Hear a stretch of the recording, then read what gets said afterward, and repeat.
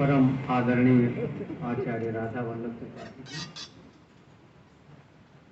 मेरे अग्रज, मेरे आदरणीय भाई प्रोफेसर राम सुधार सिंह जी, डॉक्टर अशोक ज्योति जी, प्रोफेसर गोपाल प्रधान जी, प्रोफेसर श्वेता दीप्ति जी, संचालन कर रहे भाई हरीश कुमार जी,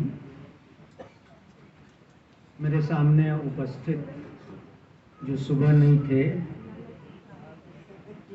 एक आदमी की बहुत कद्र है मेरे दिल में, वो मेरे श्रद्धेय हैं, क्योंकि आप लोग श्रद्धा की बात सुबह से कर रहे हैं। देखिए, अब आप इसका लक्षणा और व्यंजना में अर्थ मत लीजिएगा। आप लोग सुबह से श्रद्धा की बात कर रहे हैं, इसलिए वो मेरे श्रद्धेय नहीं है। वो मेरी विद्वत्ता के लिए, उनकी विद्वत्ता के लिए। तो मैं कह रहा था कि एक आदमी की बहुत कद्र है मेरे दिल में। आदमी वो भी भला तो नहीं, बुरा कम है। प्रोफेसर विजय बहादुर सिंह जी, प्रोफेसर अवधेश प्रधान जी, प्रोफेसर सदानंद साहे जी, प्रोफेसर बलराज पांडे जी, और एक मेरी वो लंगोटिया यार अभी दिख रहे थे, प्रोफेसर प्रकाश उदय, तो शायद बाहर चले गए। मित्रों, ये जो सत्र था, सारे वक्ताओं ने अपनी तरफ से अपना सर्वश्रेष्ठ दिया। जब अशोक ज्योति, देखिए ये जो संसार है ये सुंदरता की बगिया है।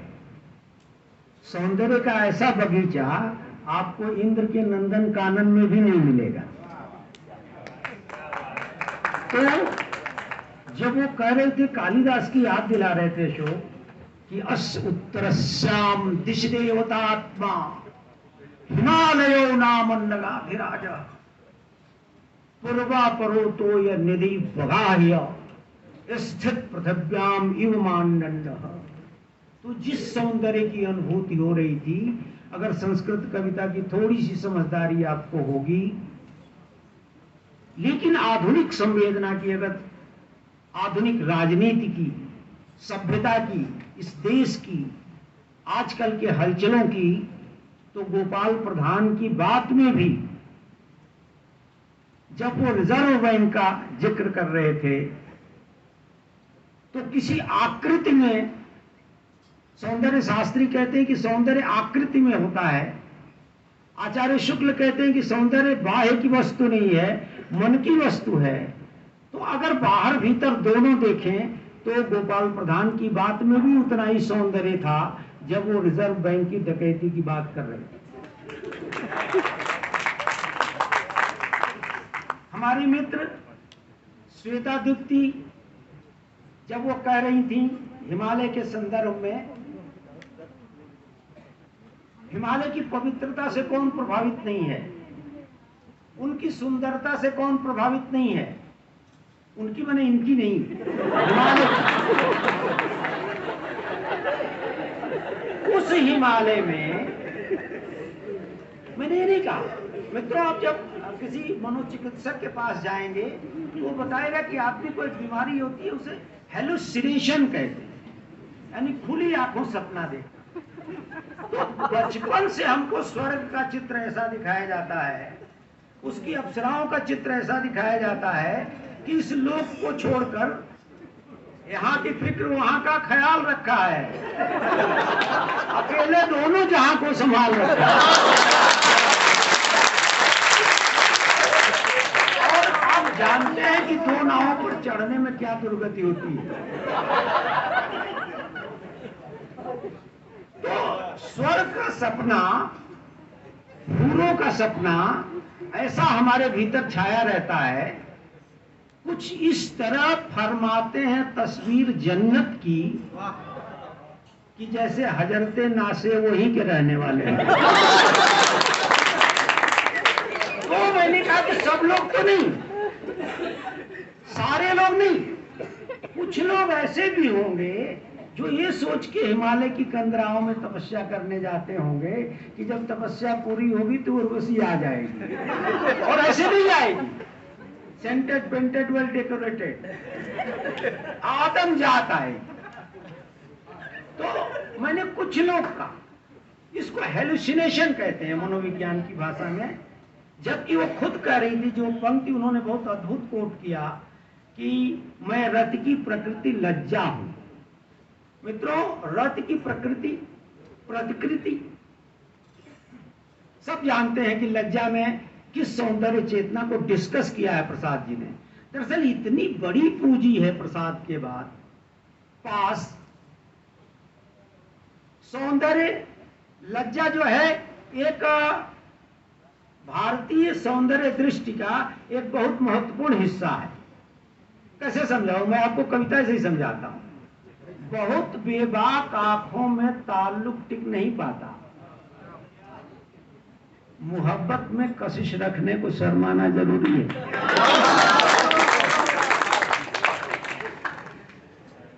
तो लज्जा की तो अपनी जरूरत है, लेकिन मित्रों जब लज्जा बहुत अधिक हो जाएगी तो काठ मार जाएगा। रसा चंद्र जी का एक शेर है सर,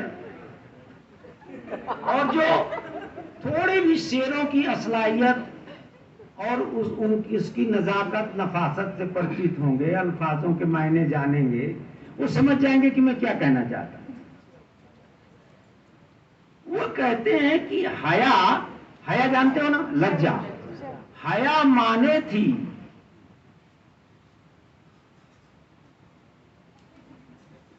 हमारी चंपा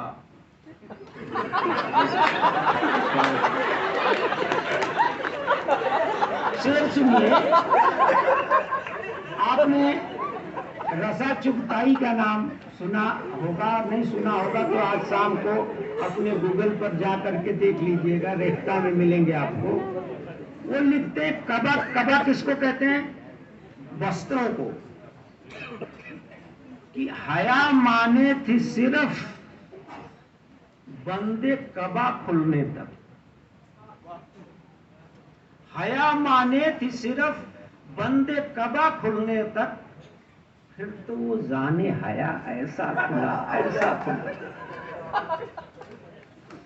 तो जो खुलता है सौंदर्य, जो खुलता है, प्रसाद को अभ्यास था इलाज भरे सौंदर्य, लेकिन उनका चित्त जब नारियल गली में सुगनी की साव की दुकान पर बैठता था तो भ्रमण कर आता था बगल वाली गली की तरफ। जो लोग चौक और चौक की अगल बगल की गलियों के बारे में जानते हैं, उनको उसको बताने की जरूरत नहीं है। या उधर संकेत कर रहे थे आचार्य राधा वल्लभ त्रिपाठी कि जीवन की गोधूली में कौतूहल से तुम आए, परिरंभ कुंभ की मदिरा, निश्वास मलय के झोंके, मुखचंद्र चांदनी में मैं उठता था मुंह धोके। ये क्या है? ये वो है जो मैं कह रहा था कि फिर तो वो जाने हया ऐसा खुला, ऐसा खुला। तो मित्रों, सब लोगों ने, मैं अपनी बात खत्म करता हूं, बहुत अच्छा कहा, मैं थोड़ी सी बात करता हूं एक अपनी अध्यक्षीय भाषण की। मानव सौंदर्य का उपासक है, कह रहे थे अशोक ज्योति जी, थोड़े वो लज्जा पक्ष के हैं, और उनका वाक्य था सत्यम शिवम सुंदरम की व्याख्या में कि सत्य की आराधना ही सौंदर्य है। बहुत अच्छी बात है मित्रों, लेकिन जो सच है वो ये है कि सौंदर्य की आराधना ही सत्य है। मनुष्य योनि में पैदा होकर हर मनुष्य आजीवन सौंदर्य की ही आराधना करता, हर आंख में सौंदर्य की पिपासा होती है, हर व्यक्ति सुंदर देखना चाहता है, और सुंदर की कामना किसी के मन में नहीं रहती। और हम जो अध्यापक लोग हैं, अरे भाई हमें आप लोगों की परीक्षा नहीं लेते, आप लोग भी हम लोगों की परीक्षा लेते हैं। कक्षा का एकदम लास्ट बेंचर गया गुजरा विद्यार्थी भी जान जाता है गुरुजी कितने पानी में है। तावत शोभते मुखा जावत किंचन भासते, मूर्ख तभी तक सुंदर लगता है जब तक कि वो कुछ बोलता नहीं, और जो बोला फिर पकड़ा जाएगा। तो मैं ये कह रहा था कि जो हम अध्यापक लोग हैं, और खास करके मान लीजिए आप अगर अपने पर आपको बुरा लगता हो तो मैं खुद अपने लिए कह रहा हूं कि जो सौंदर्य है वो हमारे लिए अध्ययन, अध्यापन और अध्यावसाय है। हम उसको, सर जो कह रहे थे ना, मुझे भी बहुत आश्चर्य होता था। हमारे गुरुदेव, बड़ी कृपा रही है मुझ पर प्रोफेसर मैनेजर पांडे की, वो नामर जी को इस बात की क्रेडिट देते हैं कि वो पश्चिम से सौंदर्य शास्त्र ले आए, साहित्य का समाज शास्त्र ले आए। लेकिन सौंदर्य शास्त्र पर, साहित्य के सौंदर्य शास्त्र में, साहित्य शास्त्र में संस्कृत के इतनी चर्चा हुई है कि जिसको आप एक तरह से कह सकते हैं कि हमारा भारतीय काव्य शास्त्र उससे समृद्ध हुआ। मैं उदाहरण के लिए बात आपको बताता हूं। कम से कम 10 वक्ताओं ने कल से कहा होगा, हृदय की अनुकृति बाह्य उदार, एक लंबी काया उन्मुख। मैंने कामायनी के जितने भाष्य और टीका हैं, मेरा मन जो अर्थ करता था इस पंक्ति की, मैंने सोचा कि किसी ने लिखा है क्या, लेकिन सबने लगभग एक ही जैसा अर्थ निकाला है। मित्रों, मेरी नियुक्ति हो गई 94 में रीवा विश्वविद्यालय में। मैं केशव अध्यापन अनुसंधान केंद्र ओरछा का सहायक निदेशक हुआ। तो मैं हर साल कई बार ओरछा जाता था, तो खजुराहो मेरे रास्ते में पड़ता था, और खजुराहो और कोणार्क के मंदिर स्तनों के मंदिर हैं। मैं वहां बैठ के 3-3 घंटे देखता था उन मूर्तियों को, और करीब 8 साल में मैंने एक कविता लिखी, खजुराहो में मूर्तियों के पयोधर। जो अर्थ मेरे मन में था, हृदय की अनुकृति बाह्य उदार, एक लंबी काया उन्मुक्त, उसको मैं अपनी कविता की पंक्तियों में ला करके रखना चाहा। और मैंने कोशिश की, बहुत सारे बिंब है, आप देख लीजिएगा, आपको सबके मोबाइल में वो कविता मिल जाएगी, कविता कोश से लेके और हिंदवी कहाँ कहाँ कहीं, कि मानो उसमें आता है कि इनकी तरफ देखते ही आंखों में रंग छा जाते हैं, पत्थरों में। और मैं क्षमा करता हूं, कभी भी किसी वक्ता को अपनी कोई भी चीज कोप नहीं करनी चाहिए, लेकिन मैं मजबूर हूं कि इनकी तरफ देखते ही आंखों में रंग छा जाता है, मानो हृदय ही फूला फला है, अपनी सारी उदारता के साथ काया के ऊपर डाल पर पके बेल की आभा और गंध लेकर। मित्रों, जो बात राम सुधार सिंह जी कह रहे थे, नील बहुत पढ़े लिखे कवि हैं प्रसाद। कल मैंने शायद कल की आज कहा था कि उनके साथ एक चीज देखनी पड़ेगी।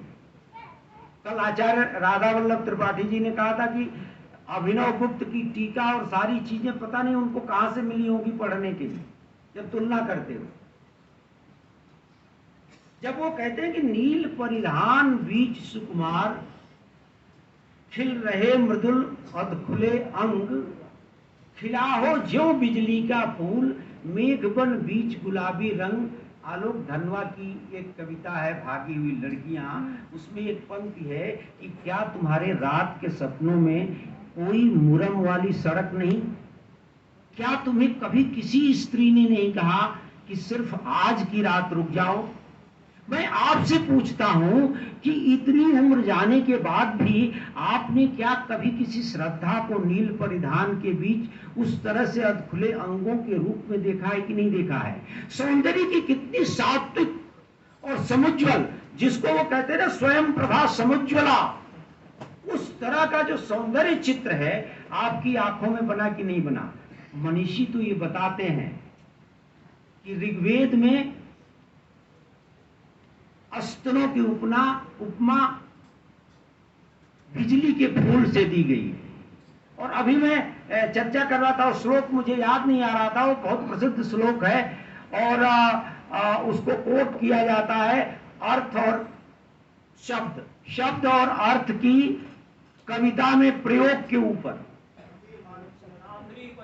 नाद्री पयोधर इव तीतराम प्रकाशः नो गुर्जरी स्तन इव तितराम निगूढ़ अर्थो गिरा पहितश्च अपेतश्च कश्चित, ऐसे कुछ है। और फिर आता है मरहट्ट वधु कुछावा, कि जो अर्थ है, शब्द का जो अर्थ है वो कविता में वो गुर्जर प्रदेश, आंध्र प्रदेश की स्त्रियों के स्तनों की तरह एकदम स्पष्ट खुला नहीं होना चाहिए, और न गुजरात गुर्जर प्रदेश की स्त्रियों की तरह एकदम ढका होना चाहिए।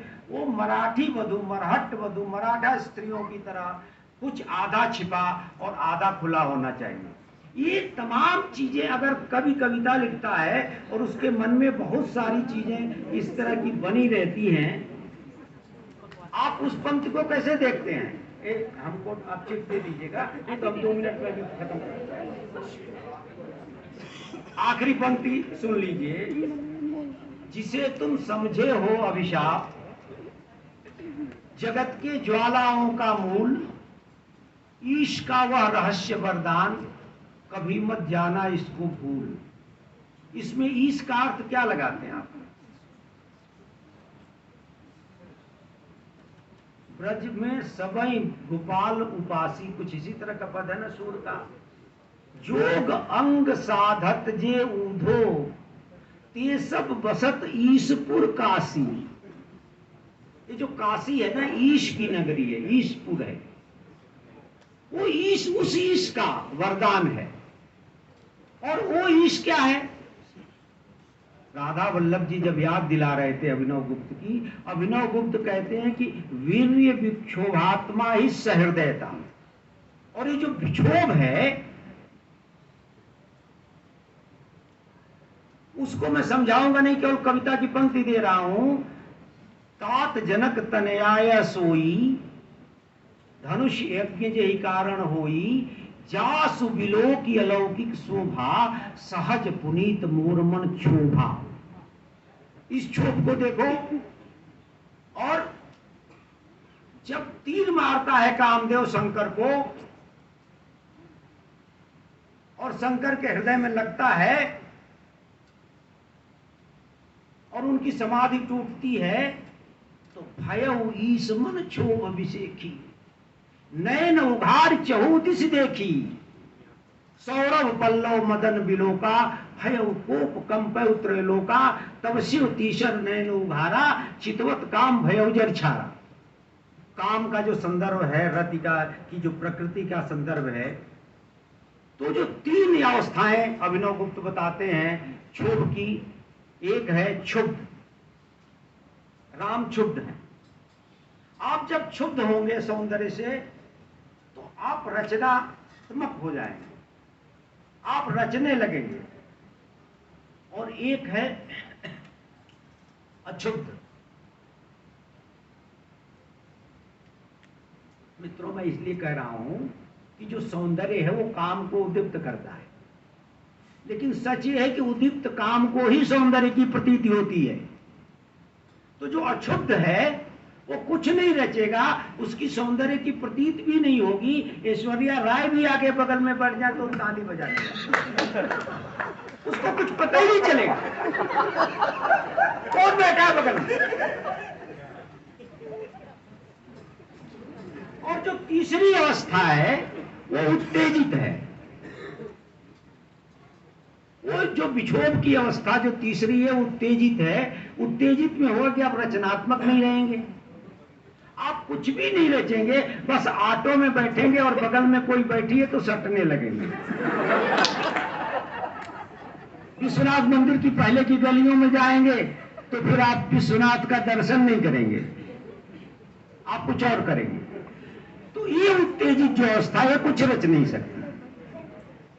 इसलिए जो क्षोभ है, जो सहृदयता है, उसकी जो रचनात्मकता है उसकी तरफ संकेत करते हैं प्रसाद कि जिसे तुम समझे हो अभिशाप, जगत की ज्वालाओं का मूल, ईश का वह रहस्य वरदान, इसे मत जाना, क्या कभी मत जाना इसको भूल। ये मित्रों सिर्फ सृष्टि और संतति की बढ़ोतरी नहीं है, ये जीवन का गार्हस्थ्य नहीं है, ये जीवन का आकर्षण है जिसके जीने की तरफ प्रसाद एक तरह से संकेत कर रहे हैं। मित्रों, मैंने तो कभी कल्पना नहीं की थी कि मेरे जीवन में कोई दिन ऐसा आएगा जब मैं अध्यक्षता करूंगा और आचार्य राधा वल्लभ त्रिपाठी जैसा निष्णात विद्वान उस मंच में बैठा रहेगा। इस सब का दोष और इस सब का श्रेय सदानंद साई को जाता है और मैं इसके लिए कतई दोषी नहीं हूं आचार्य। और मैं आप सबको और मंच को प्रणाम करता हूं।